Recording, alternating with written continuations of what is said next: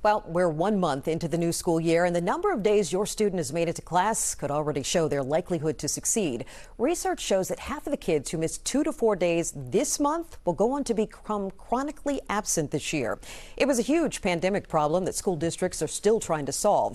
The News 4 I-Team's Ted Oberg went back to school to see what's working.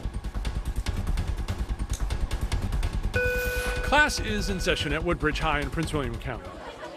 And this year, students know exactly where teachers expect them to be.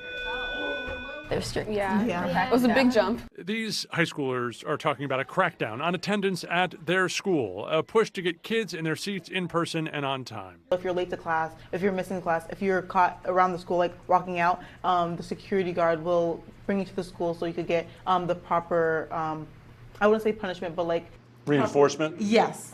According to the district, these students need tardy passes to get back into class. Too many unexcused tardies lands them in detention, weekend school, or a conference with the school and their parent. Is that okay? I feel like it's understandable. It's just a bit quick. It does feel like a big change, the students tell us, because after the pandemic, so many of them got used to doing their work online. But in the years since COVID, schools across the country have had trouble getting some of those students back in class. I have friends that just don't show up to class. What do they do instead of showing up? Who knows? Let's be clear. These students are the kind who like showing up. I take 5 AP classes, so my life depends on those classes. They just want their classmates to show up too. Last year, if you have group projects and stuff, half of the time, your partners aren't coming to class and showing up for them to do their part, so you end up doing their part, and it's just more workload on you. To reinforce that stricter attendance policy, many teachers at Woodbridge have also eliminated online homework. They give assignments the old-fashioned way, only on paper. How do you get the paper if you're not there? You don't. Yeah. That's the natural consequence of being absent. What do you guys think? Sound about right? It's the kind of change teacher Andrea Lyons has been begging for in her Montgomery County, Maryland high school. Attendance is the #1 thing we need to fix in order for education to go forward. We met Lyons over the summer, where she told us just how bad the tardiness and attendance problem had become. I teach 5 sections, and I have approximately 32 students in each section.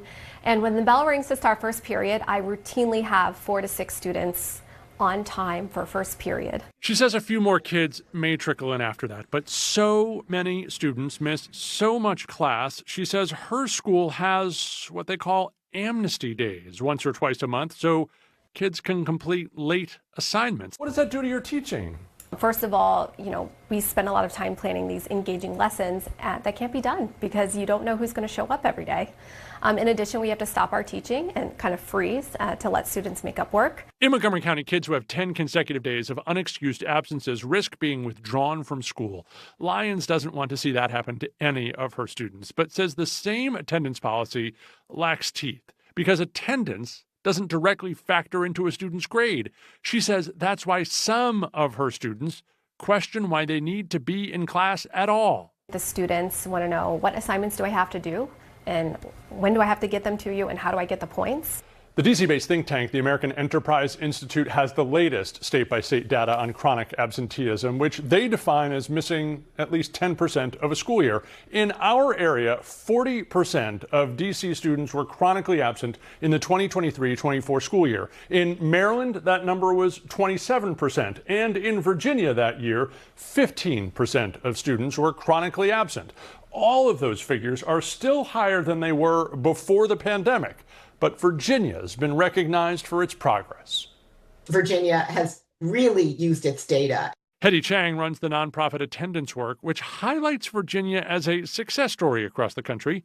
Governor Glenn Youngkin convened the Chronic Absenteeism Task Force 2 years ago, and since then, the Commonwealth has developed a real-time data dashboard to understand when and where kids are missing class. It knows what's going on with its schools. It knows which schools are affected.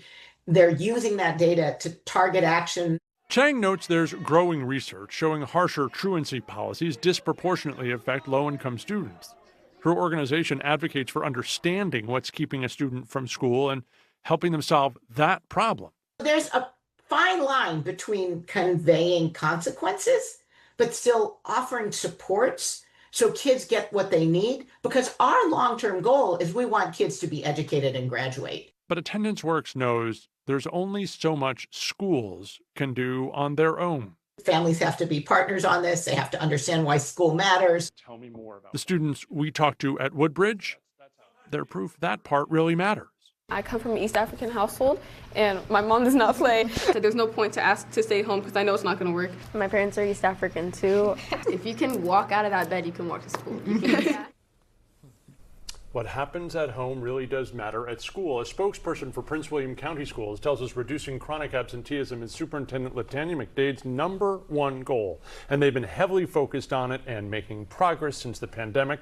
After months of asking Montgomery County schools, just today, that district shared their attendance action plan with us. It includes giving students who need a little help getting to school some more targeted support. Sean? I'm kind of stunned by some of the numbers that I heard there, that kids are not going to school. Like, I mean, it really blew me away. 5 out of 30 kids Yes. showing up for first period. And it's If that staggering, Montgomery isn't it? County teacher, I'm just curious, how did she say that attendance is actually doing so far this particular month? Look, it's getting better, right? And she will see it start good and then drop off as you get deeper into the fall. But she said the county has made some changes. She hopes will give kids a reason to stay in their seats. Final exams in Montgomery County, she told us, are back for some subjects, and there are, as they say, hard deadlines for turning in late assignments. So the deadline just doesn't keep rolling and rolling and rolling. The person from the nonprofit that you spoke to, I feel like hit the nail on the head. The parents bear accountability here in making sure that their kids are in school too. I think it was twofold from Attendance Works, right? Yes, it matters what we do as parents to make sure our kids understand the importance of being in school. I think the second thing is, as parents and community members and school districts, we all owe it to make sure we understand what is keeping a kid from school, and if there are things outside of school, if it's daycare for younger siblings, if it's having to work and leave school early. Those issues can be addressed in a way that makes sure a kid understands you need to be in school, and let's help you do that. It's a community, as we hear so often. It takes a village, and in this case, in the best situations, that's exactly right. Absolutely. All right. Thanks, Sean. Ted, thank you very much. We appreciate it.